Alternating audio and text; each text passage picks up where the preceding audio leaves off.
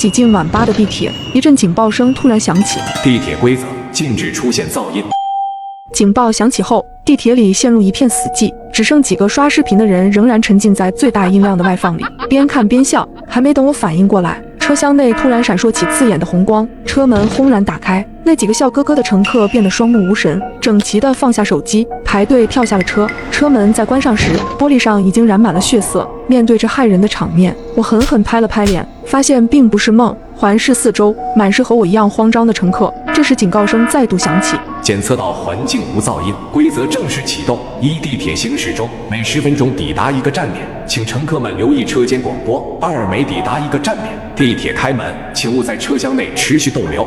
本路线除起点和终点外，共有6个站点，每个站点都有各自的规则，请务必遵守。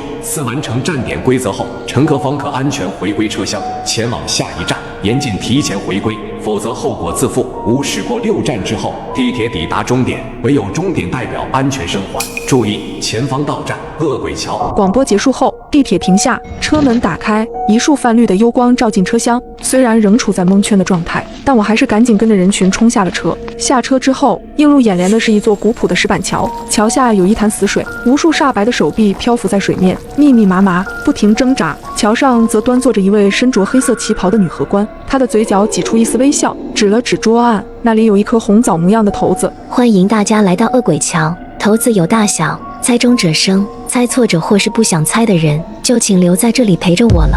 她的语气相当温柔，却让人无比窒息。只见她手指一勾，点中了一个人群前列的衬衫男，随后将骰子轻轻一盖，简单的摇晃了几下。她眼神死死盯着衬衫男的脸。你选大还是选小？衬衫男顿时屏住了呼吸，犹豫再三，才支支吾吾说出答案：小。